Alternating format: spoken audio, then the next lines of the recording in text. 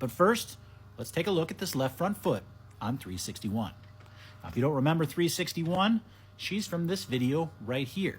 The relief this cow felt was quite satisfying, and in that video, she had some heel bulb separation. We started to work on that. There was a white line defect that connected to that separation.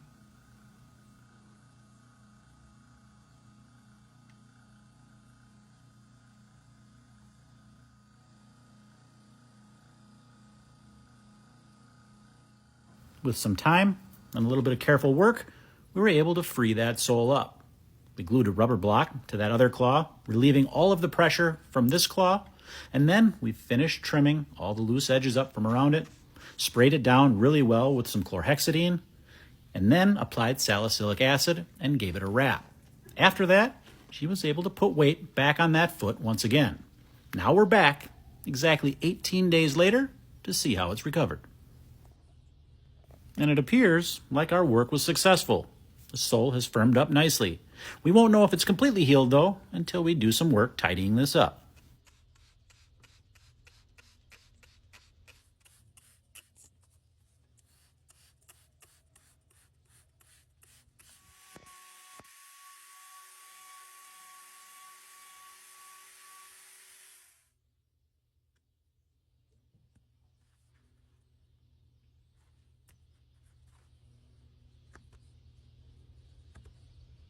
Now, if you're wondering why I didn't remove all of this horn during that first trim, there's two primary reasons for that. Number one, if that block were to come off, I want to have some protection on that other claw just in case. So that's why I leave this area higher on that first trim. The other reason is I can do this removal now much more safely. At that time, that sole was very soft underneath. We were basically right at that corium level. It's a lot more dangerous to work in those conditions than it is right now. Now, I can really work at this without any risk of causing any damage.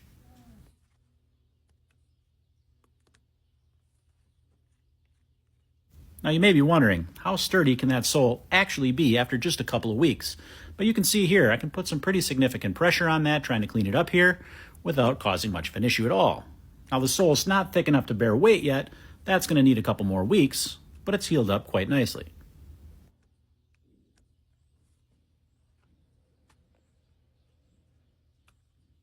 Being this hoof has healed up as nicely as it has, I can bring that wall horn level now down to the same level as that sole and create a nice uniform sole thickness all the way across that foot.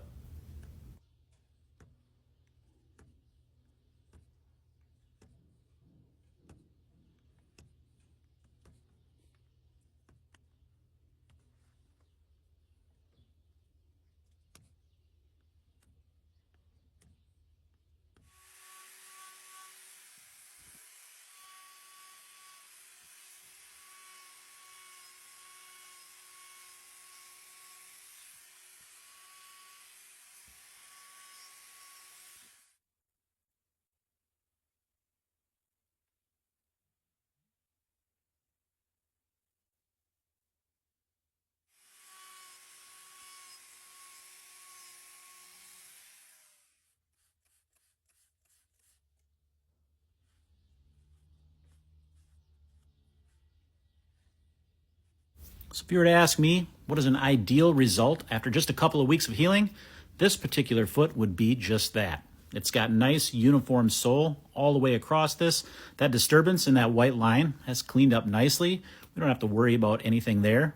This foot is good to go. The only thing we need to have happen with this one is for that sole to get just a little bit thicker so it can bear full weight and we can pop that block off.